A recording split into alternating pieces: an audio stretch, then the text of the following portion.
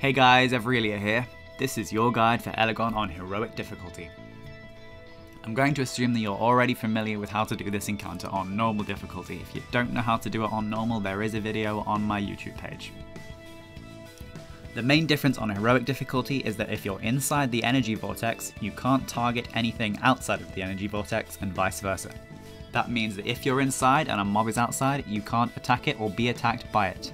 The same applies for healing and players. This means that when you kill a Celestial Protector ad outside and it casts Total Annihilation, it will only deal damage to people that are also outside the energy vortex.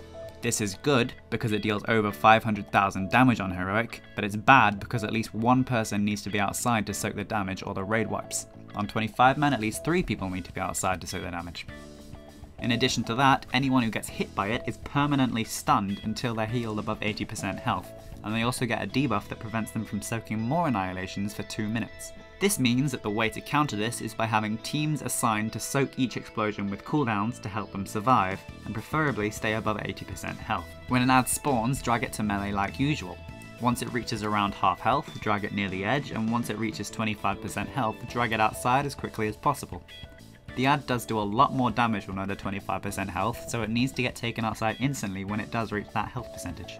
It also needs to die extremely quickly when outside, and since you can't DPS it from inside, range might need to step outside to finish it off if it doesn't have enough dots on it.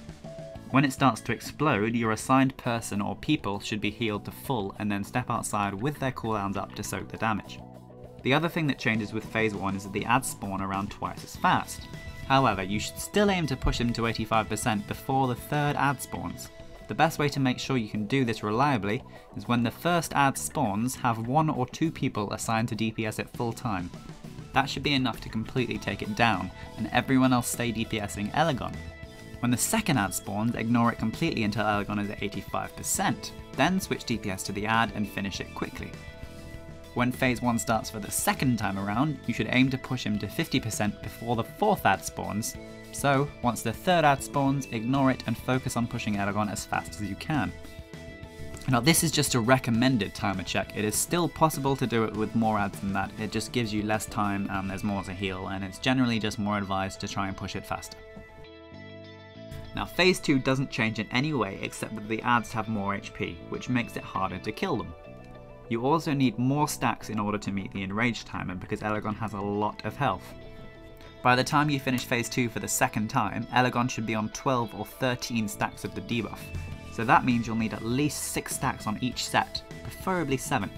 Take advantage of the abilities that some classes have to cleave damage off of Elegon onto the sparks for bonus damage when they spawn, due to the damage taken debuff that Elegon has. Try to split your DPS evenly amongst each energy charge and be ready to call out if you need help. Warlocks and Death Knights are extremely good at AoEing the sparks, so if you can spare it, you'll benefit from not having them assigned to any particular ad. Phase 3 doesn't change at all from normal. Kill the pillars as fast as possible, preferably roughly all at the same time, and once they're down, everyone should stack up as quickly as possible so the tanks have an easy time picking them up. Focus on not getting hit by the ground AoE or by the ads. AoE them as quickly as possible and then get back on the boss. They should be mostly dead when the floor appears. If they aren't, people were too slow to move together. For more guides, remember to subscribe, or you can watch me live on twitch.tv/Evrelia.